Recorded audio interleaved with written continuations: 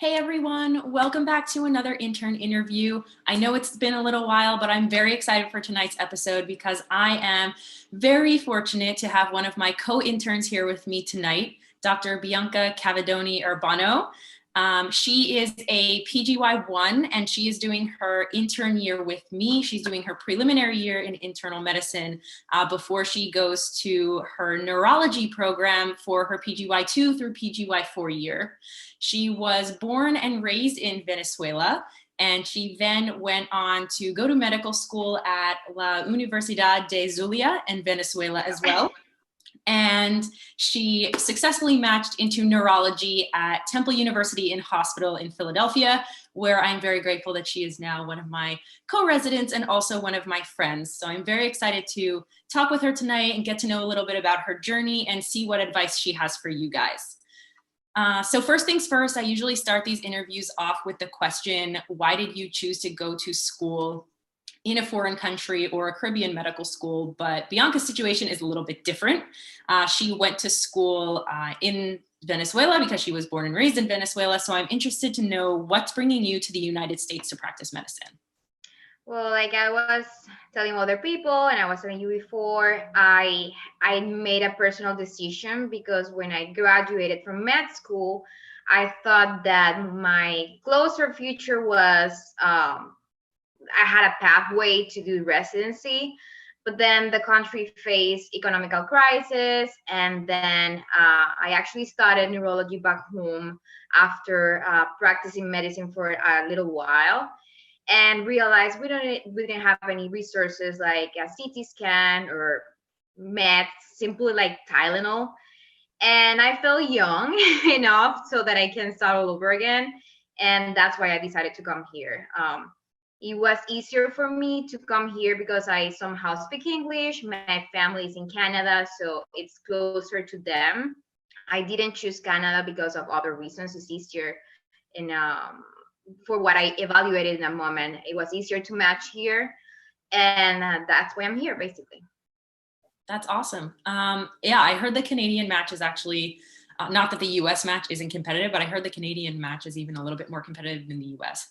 Yeah, you also need some extra time. Sorry that I interrupted, and, no, and, okay. and I didn't want to. I didn't want to, spend that extra time doing that. I figured that here I had so many friends doing it. I followed their path, and it worked for me actually.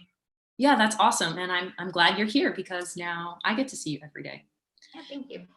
And just in a general sense, can you tell us just a little bit about your journey through medicine? Like what made you want to go into medicine in the first place? And then what it made you interested in neurology, or where did you kind of develop an interest in the brain? Well, it might sound like I don't know, repetitive, but I always knew I wanted to be a doctor. I used to care for my family when I was a kid. My mom got chickenpox when I was like 3 years old, and I took care of her.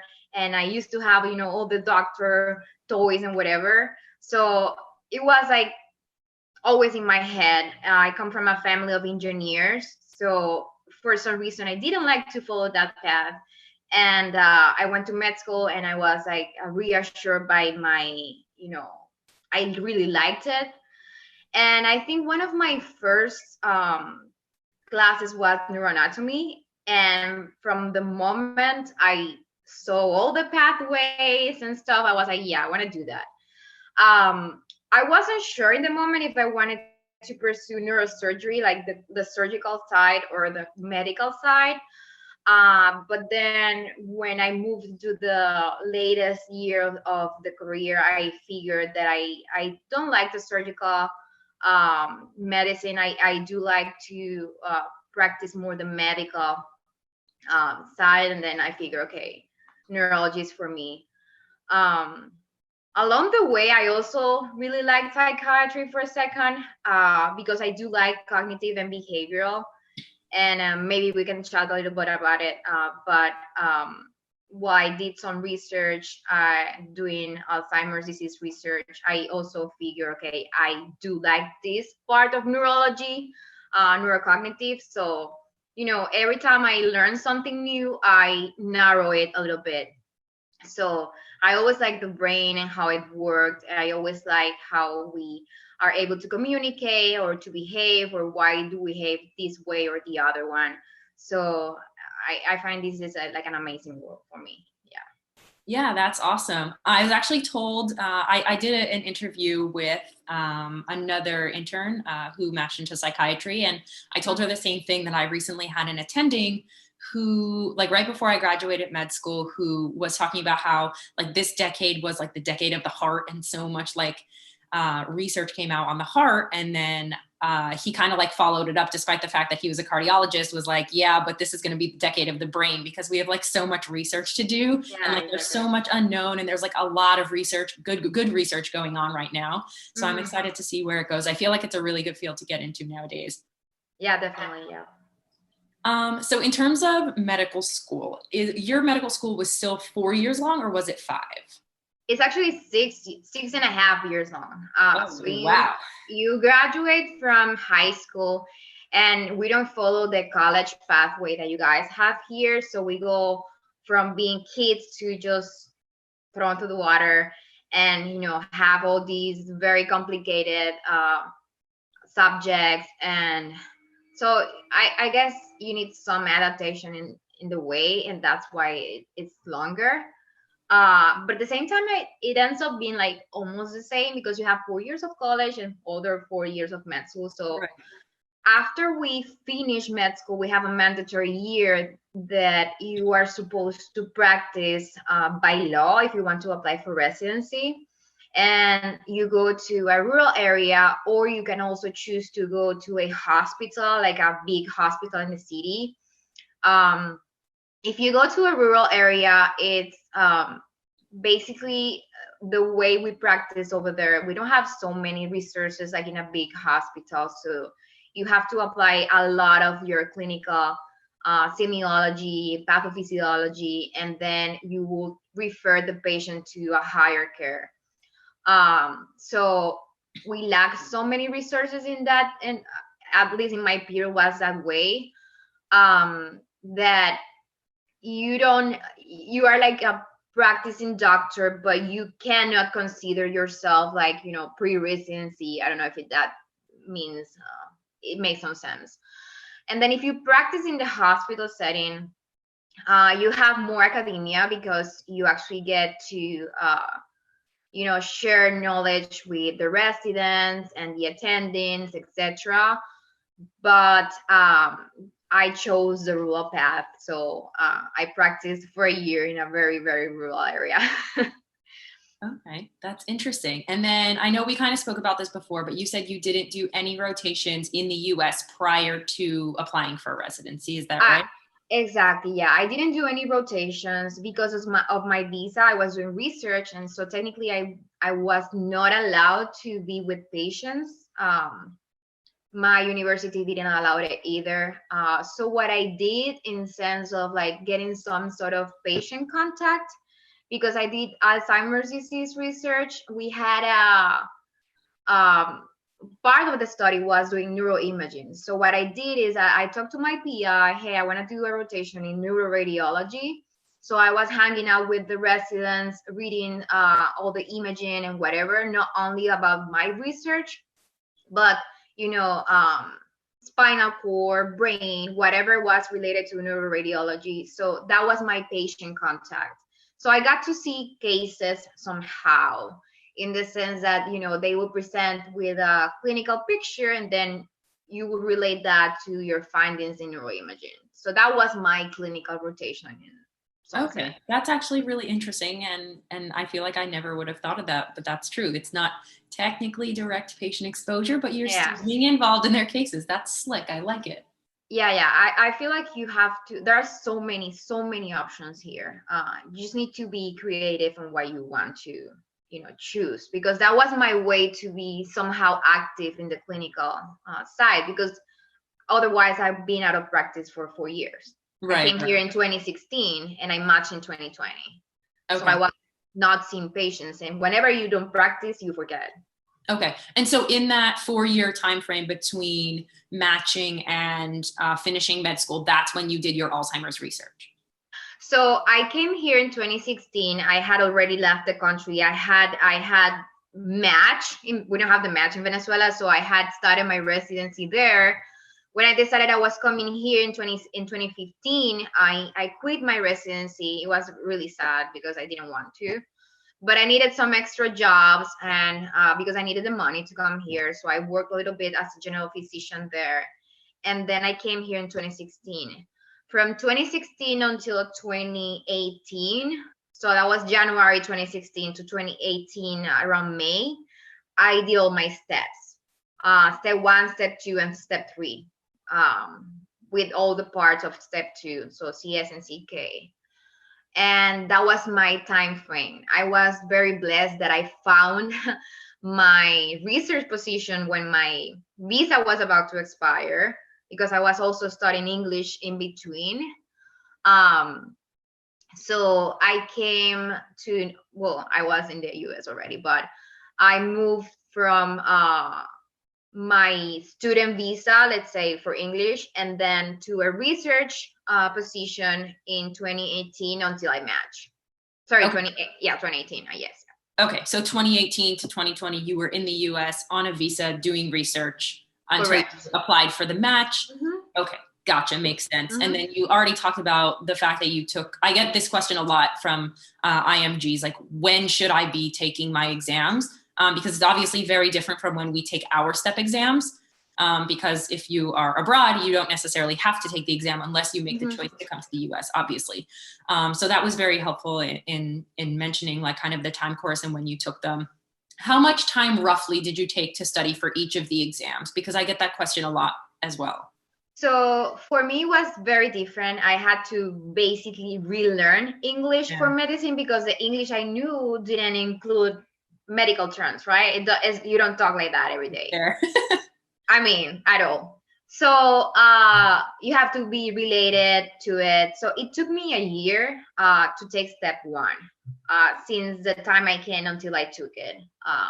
13 months to be exact.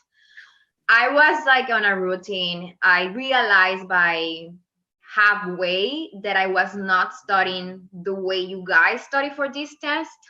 You have to be time, you have to be, on top of it. You have to know the answer by the time you're reading half of the vignette. And I was glad that I realized that like half the way, because I corrected all my methods, and after that it was easier. So I took that step one, and then 7 months after took step 2 CK. Okay. And after that I took the CS right away. I think the CS was in around October or November in 2017. And then by that time, I started to take a slower pace to get a research position. So it took me around 5 or 6 months to get a research position after I took the CS. So I started emailing people, whatever. And by the time I found one, I took step 3 in May 2018. Okay. And so I guess I used all the knowledge from, step by step, literally. Yeah, and that's exactly what I feel like you need, because step 2 does have like, you have to understand the step 1 material, and then step 3, likewise, you have to understand the step 1 and the step 2, because it shows up again on step 3. So you can't, it's pretty, I think it is probably better to take them closer to one another than it is to take them farther apart. Yeah. And you mentioned that you were doing your research here in the US. Another question that I get all the time is, how can you make this happen? Do you do phone calls? Do you do emails? Do you see it on websites? Is there like a site you went on to look for open research positions? Like, how did you go about finding the positions that you were? So I don't have a network here. I didn't do rotations. I didn't know anybody. I only knew my people. So like residents that are from Venezuela, or friends from my university. So I didn't want to invent the wheel. I did what everybody in my very narrow network do. And it's that whichever university you see, and you see a PI that has research that, gets your attention, email them, bombard their emails. how many times you can. It doesn't matter. If they don't see it, they don't see it. If they reply, they can, they can't. If they reply, they don't have a job, then it's okay. You maybe can't reply back, hey, do you know someone who has a job? I usually offer my free work. Like I wanted to volunteer. I didn't want a paid job just because I just needed the opportunity to get in the network. And funny, I got so many no's, like a bunch of people reply, hey, I don't have a position yet, or yeah, I saw your resume, you could be working here, but I don't have, like, I can't sponsor a visa, which is something that I needed. I definitely need a visa because my student visa was about to expire. Like I couldn't support the fact that I need more English. Of course I need to improve my English, but there wasn't any more like steps over my level. So I was like, I need to do something. So the way I found my PI, this doctor, I emailed him and he told me, hey, I just look at your resume.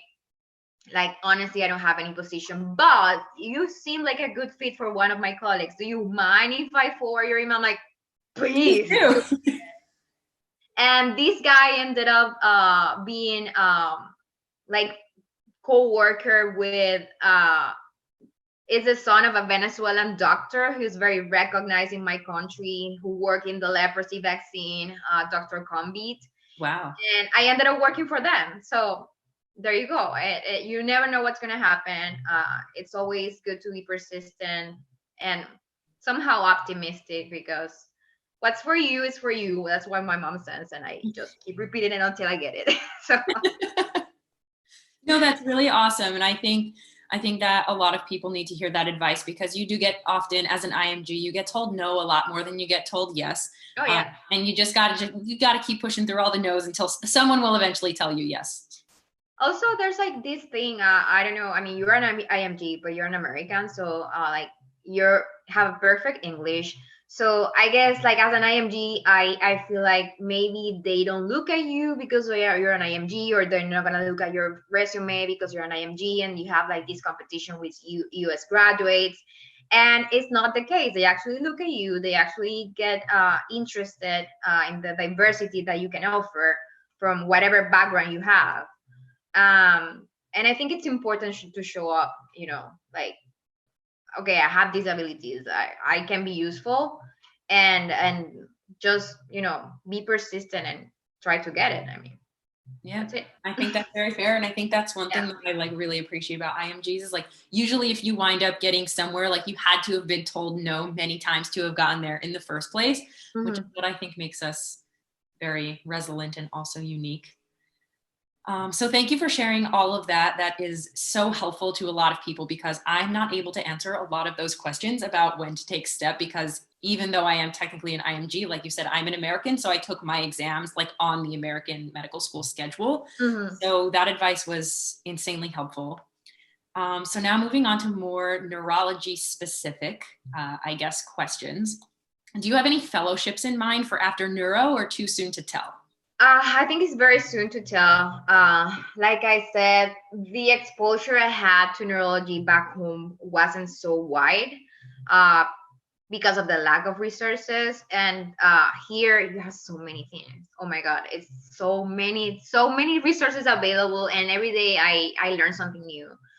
I did learn from myself that I do love cognitive. I also learned from myself that I do also like the neuro ICU side, but I'm not sure if I want to have that life.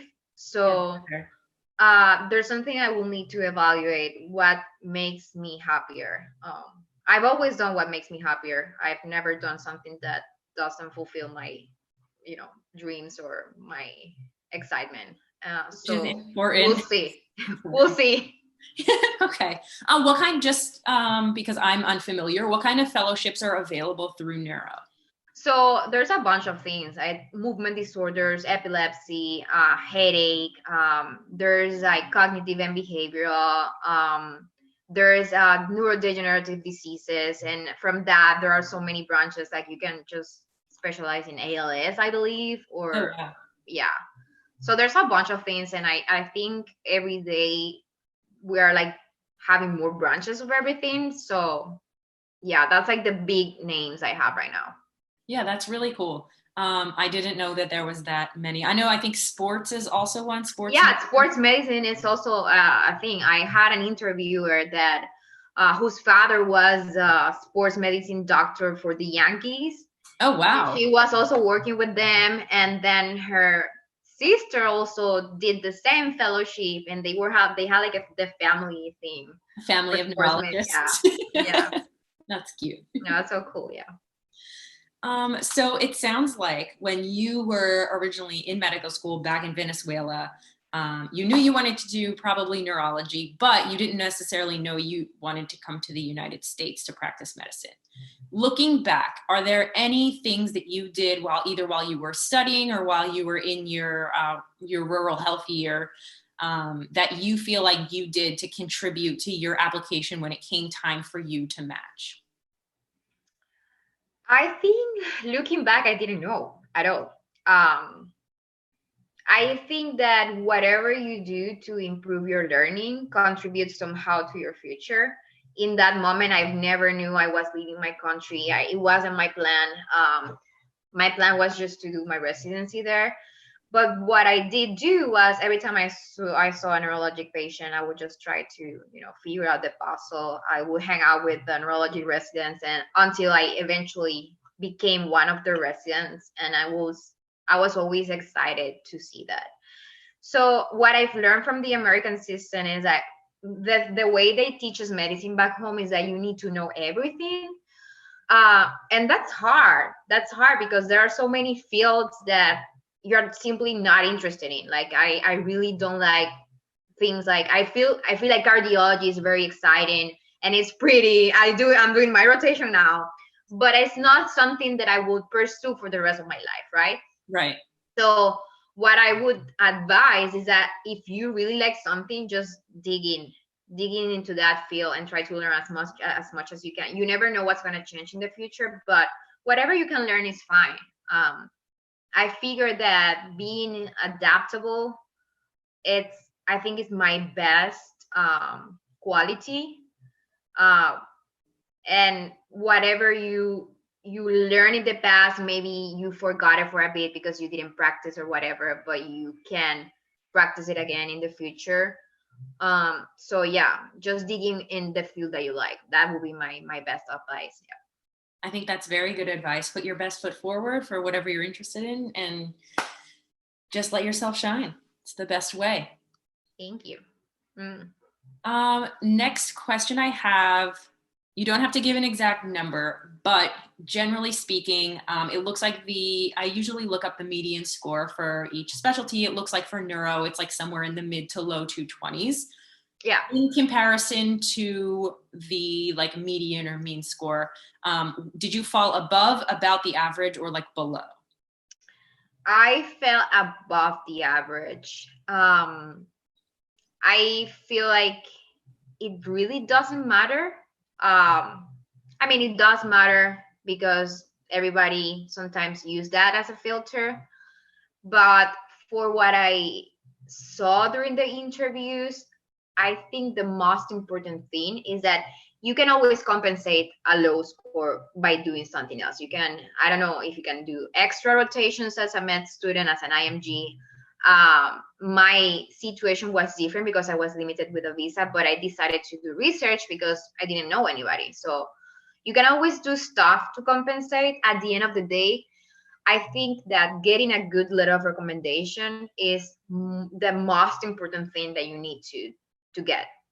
Like if I would advise anybody, just get letters of recommendation. And what they need to say about you is that you are a reliable person, that you are committed to the cause, that you're a team player. And that's what you want to see in a colleague resident, right? Like you don't want someone that's going to ditch the work or anything like that. So yeah, I was above the average for the step scores, but right now I don't think that was my best tool or quality to match, to be honest. Okay, so you feel like the letters of recommendation were way more important, and then Yes. ultimately when you get to the interview, just being enthusiastic and showing your interest in the program and in neurology in general is way more important. I mean, being enthusiastic and also being yourself, because at the end of the day, when you are having an interview, you are also interviewing the program, right? You need to know that you are going to be a good match, because let's say you don't like the city. Why would you want to be the next 4 years of your life in a city that's going to make you sad, right? So yeah, I mean, I ranked all the interviews I had. I think I didn't rank just like one program, and I did it because I was like, I didn't want to go back to my country right now. I dreamed of becoming a neurologist, and I'm pursuing my dreams. So every time I left an interview, I asked myself, do you prefer not matching than matching here? And then you have your list, right? Yeah, I 100% agree with that. Exactly, because when the time comes, you're gonna be so nervous with your rank, then you're gonna put everything together, and then you're gonna match in some place that you maybe don't like. So whenever you interview, just remember it's both ways. You're interviewing the program too. So absolutely agree. Be yourself. Just like if you think that you're gonna be happy by being yourself, then rank it. Yeah, that's very good advice. I think if you really get a bad vibe from a program and don't think that he would be very happy there, it's not worth ranking them and risking winding up there. It's just not. How many programs did you apply to?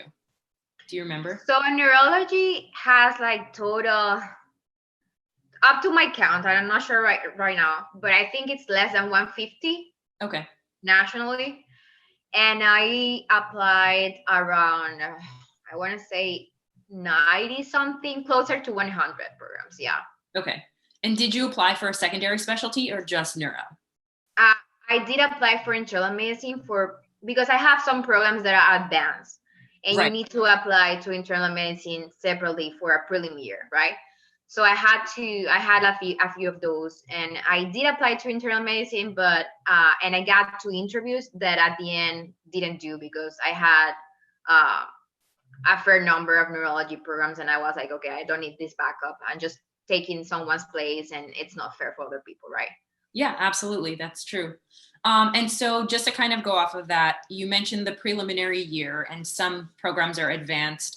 Some are just like the prelim, which means that the prelim year you apply for separately from the advanced, and then you can match into the prelim and advanced separate.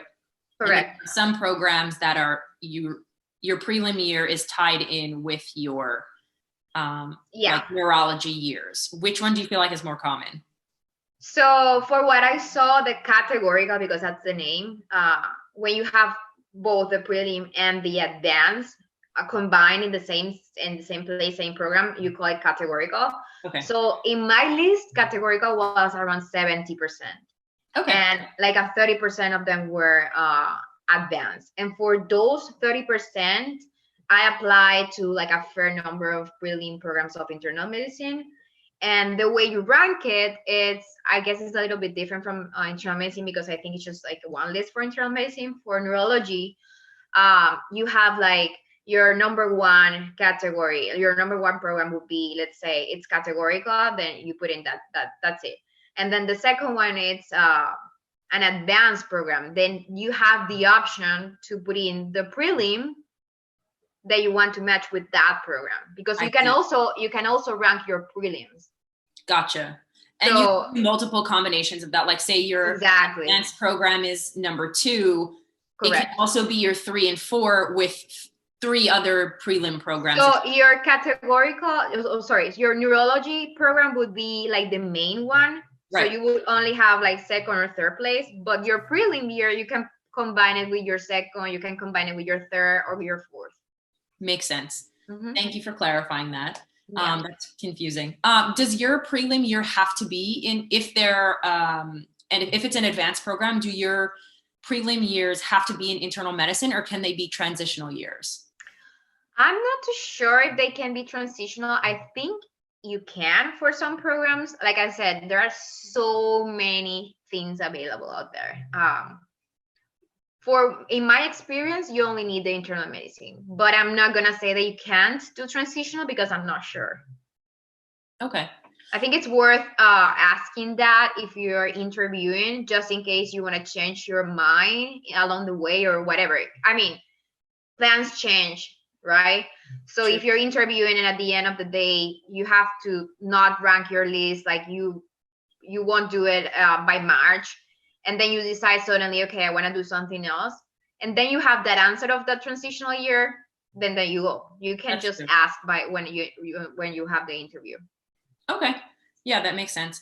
I know some specialties that have like advanced programs. Like I think like radiology, you can either do surgery or internal medicine or Yeah. transitional year or something like that. It's like you have options, but I wasn't sure if neuro was similar. And then so you already talked a lot about research, but in general, if you so in research essentially was important for you because that was your way of networking in the United States and just trying to like get your foot in the door at a bunch of different places and get some stuff on your application. But do you feel like research is a must have for neurology in general, or do you think that you can successfully match into neuro without any research? uh in in my experience, and I only say this in my experience because like I said, I came here from a different country. I don't have all, everything sorted out, but it worked for me for networking. I saw so many people that didn't have research at all. um Regarding my research, they never asked me like, how many papers have you published? uh, they mostly ask like, what are you doing right now? Like, basically they wanted to figure out like, are you able to learn fast? What's your pace? Like, what do you do to compensate when your pace is not the same as everybody? So if you can show that in rotations, and then your letter of recommendation can say that, then I think it's a good idea. That if you have a rotation, talk to your person in charge, like, hey, what do you expect from a medical student in this field? Like, what do you expect to see here? And midway ask, how am I doing? Give me some feedback. And then by the end, get, you know, all the information you need to know if that letter of recommendation is going to serve you somehow, right? And then use it to your favor.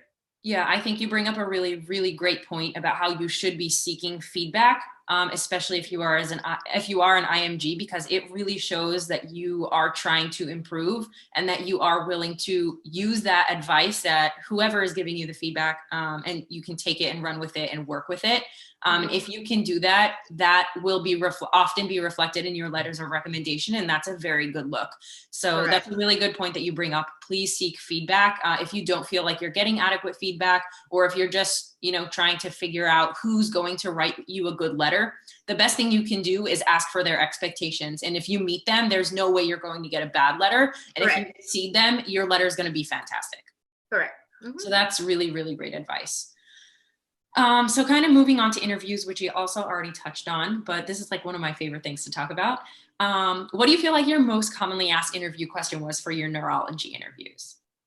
I mean, honestly, I didn't have like a most common question. I think the one is like they always ask is, I think, why neurology, right? And then you have your reasons. I think that everybody's reasons is different.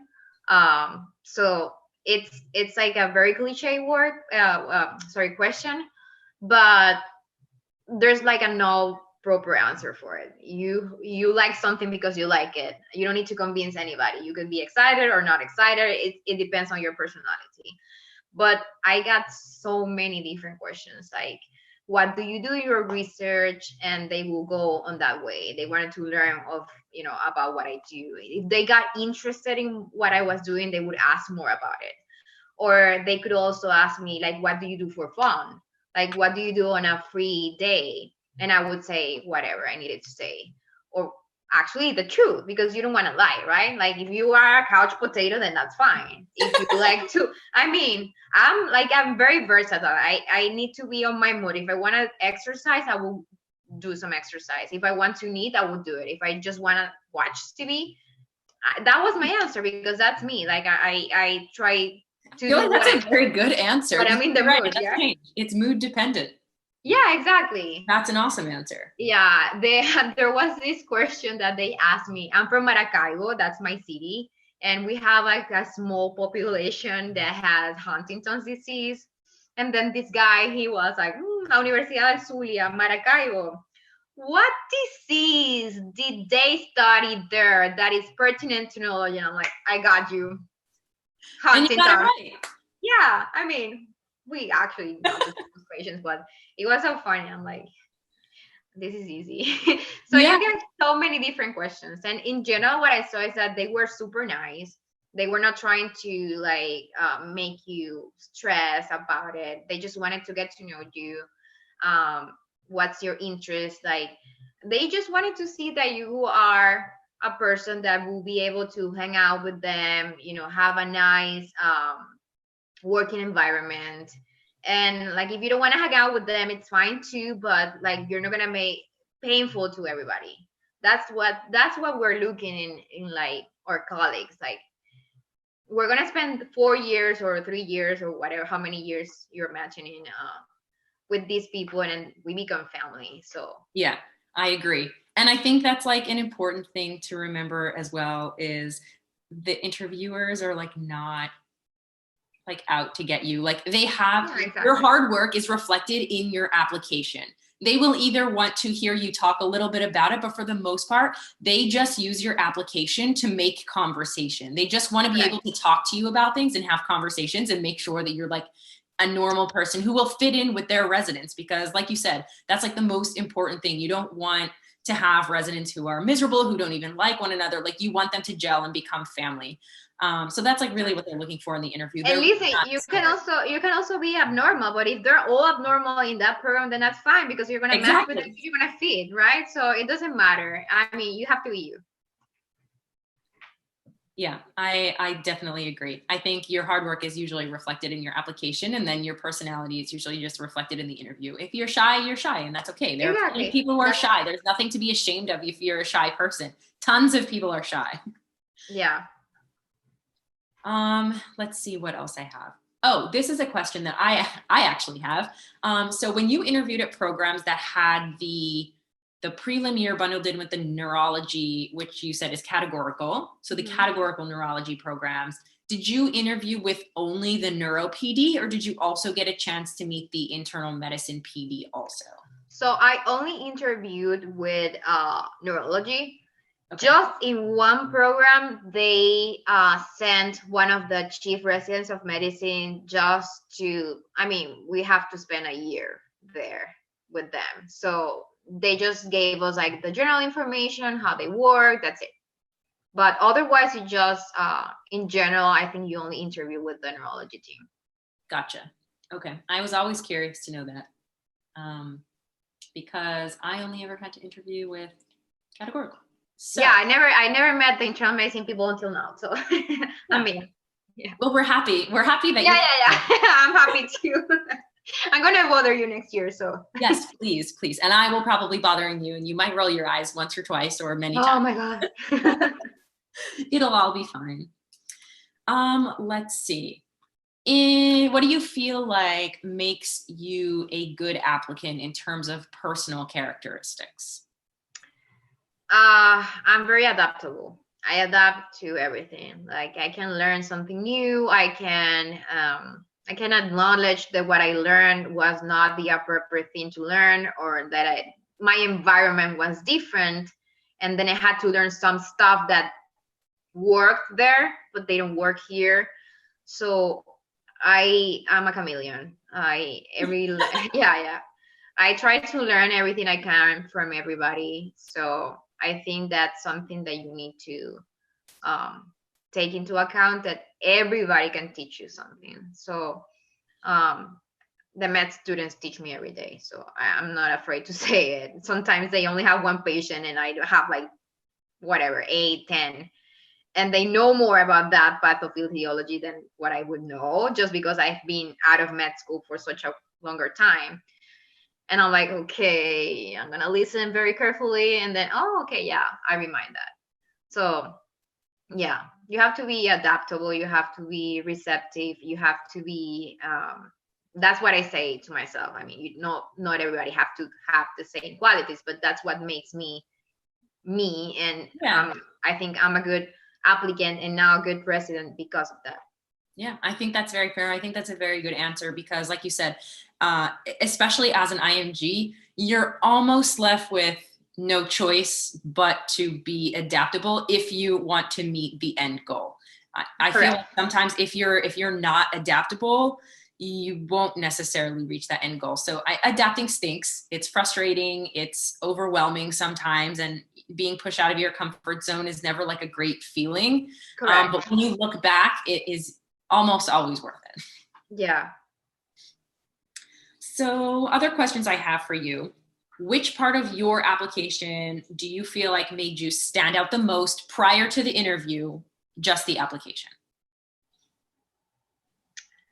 Oh, that's a really tough question because I think when I saw all the people I was interviewing with, my application was not the strongest.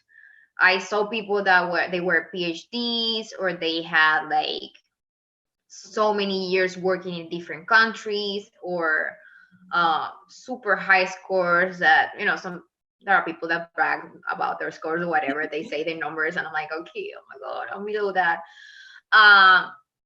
So I think my perception is that they have like a standard uh set of things that they look for, and then at the end my interview was the most important thing.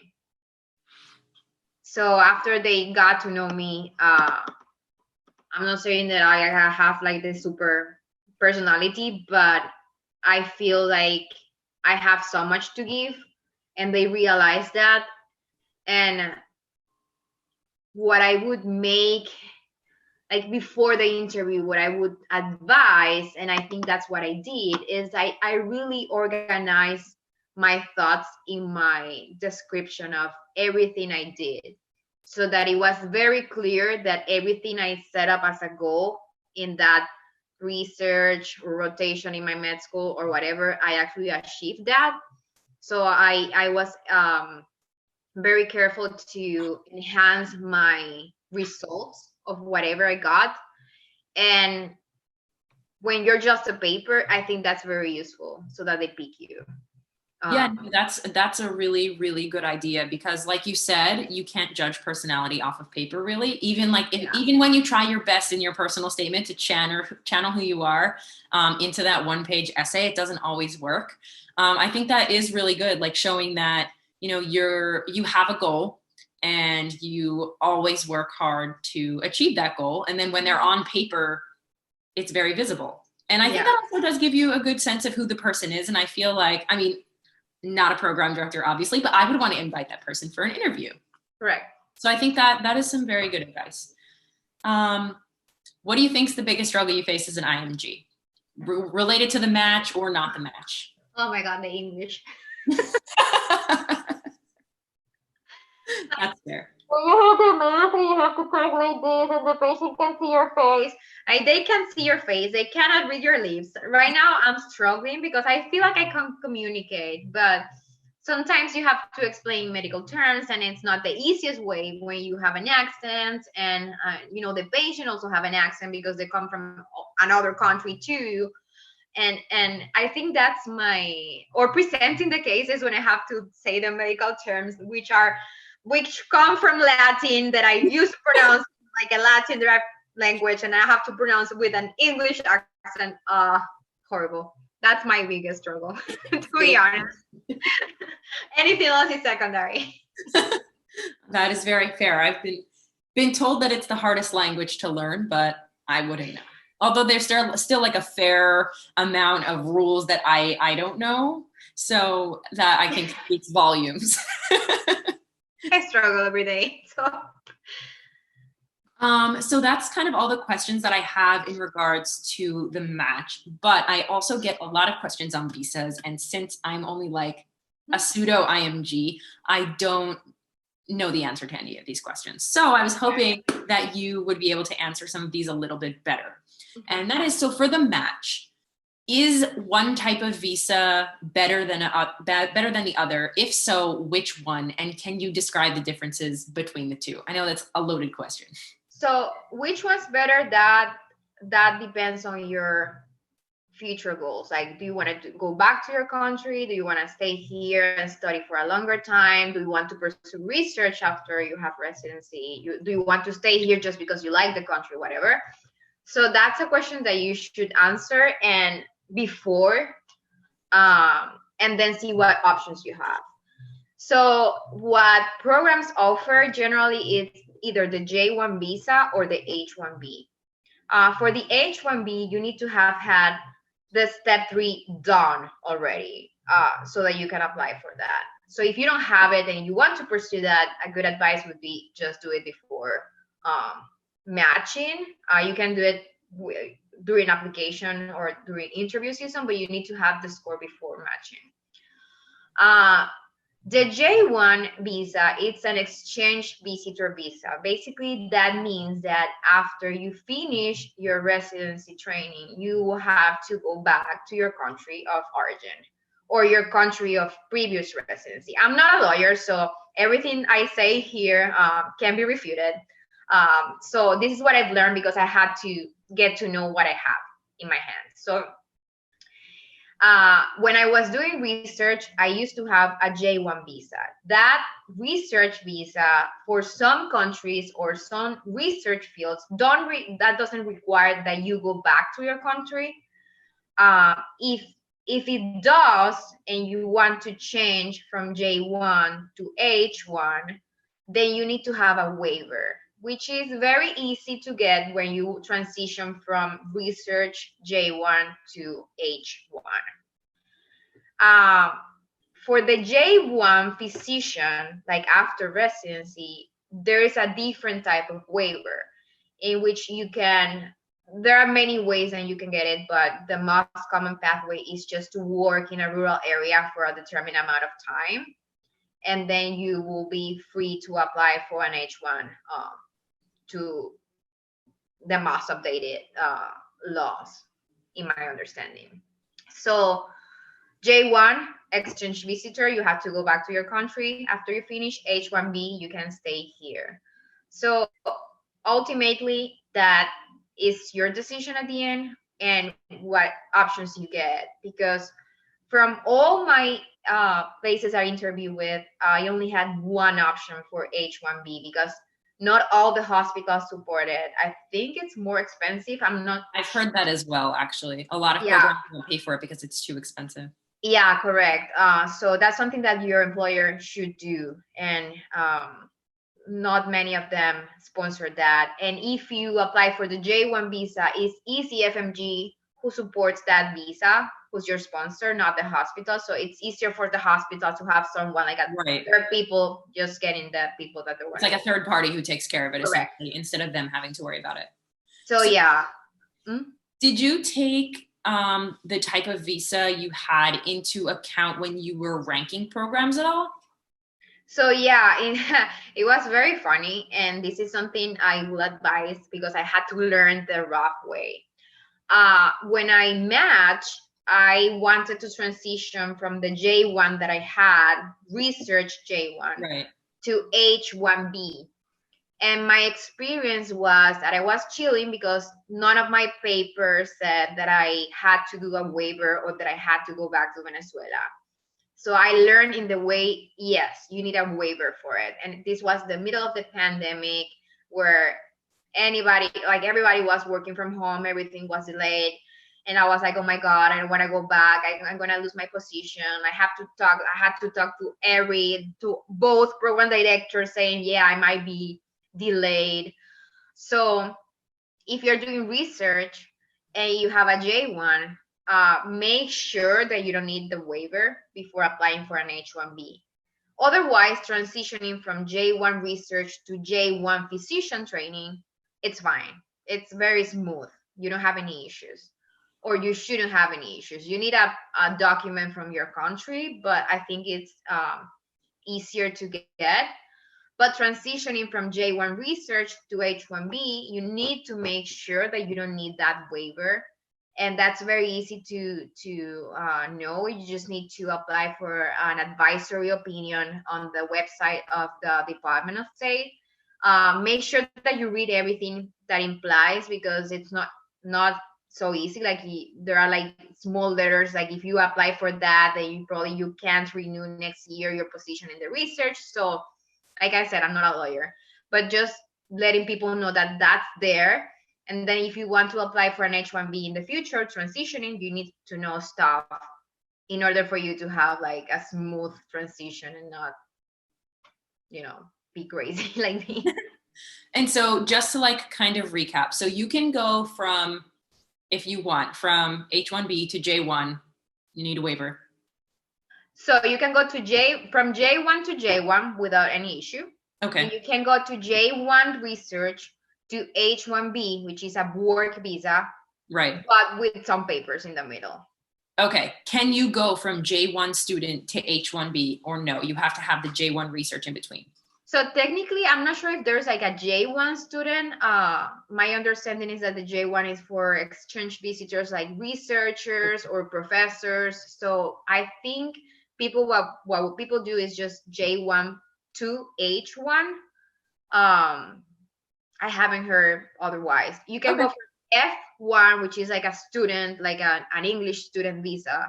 Okay. A student of some sort of like, I think also med school gives F1, and you can go from F to H, but okay, I'm not sure if there's something else in the middle, because that was not my case. So I have not learned about that. It will be worth it to do some research about it. Okay. Yeah, that's fair. And then you mentioned, from what I'm tying together, it sounds like you were ECFMG certified prior to applying for the match. Correct. Okay. Because you need ECFMG certification, or you don't need, but it will be sponsored. The J1 will be sponsored through ECFMG. Correct. Okay. Mm-hmm. Got it. Last question I have for you. Did you ever bring up visa related questions on interviews? And if you did, how did you go about bringing them up? I was very straightforward. I'm like, I have this. Like, I want to train here. I came here because I'm waiting for my country to go back to normality. I want to have all this knowledge and maybe go back someday. I don't know when, but this is a situation. I'm here on a J1. What can you offer me? Oh, of course, I did it in a very smooth way. Like, this is my situation. Like, I'm worried that, you don't want to have a resident that's impacted with a visa situation and have one less, in the upcoming years. So it's very good that you clarify your situation if you need a visa, just because that's going to be you in the next 4 years. So if you can't work, then how are you going to do residency? I always ask about it, like, and I was very sincere, like very honest. This is my situation. What can you offer me and what can you not offer me? Right. Because that will also impact my rank. Like, if they can't offer me something that I'm interested in, then probably my rank will be just like latest positions. Right. Yeah, I think that makes a lot of sense. So thank you for explaining that. I feel like I learned a lot about visas, and I'm very excited that I finally understand a little bit. There's much more to learn. I just learned what I needed in the moment. But definitely, if there is like a difficult position or legally challenging situation, just get a lawyer.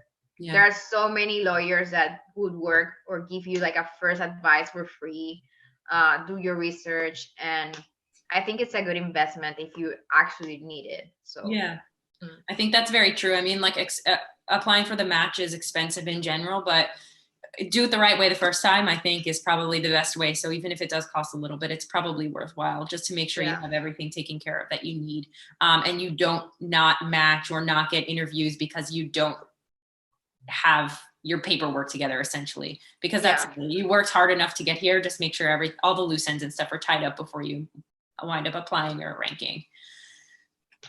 So there are all the questions that I have for you. Do you have any last minute advice you want to share to either IMGs or neurology specific anyone who in general who wants to be a neurologist in the future?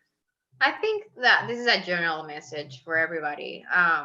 Being persistent, it always pays. You will have setbacks, you will have bad days, you're gonna cry, you're gonna question yourself, why did I do this? I left my country, I don't have any family here, whatever. You can, complain at whatever situation is surrounding you, but cry, bitch about it, curse whoever you want to curse, have a couch potato day, do whatever you need to do, but don't let that day be the pattern. Just continue, try to work really hard and to focus your mind on it will pay, it will definitely pay. So being persistent is always the motto in my case. Yeah, absolutely. And I am going to second that. I couldn't think of better closing words. So that being said, thank you so much for taking the time out of your busy schedule. Trust me, I know how busy you are. Oh, you were busy too, so yeah. Thank you for considering me.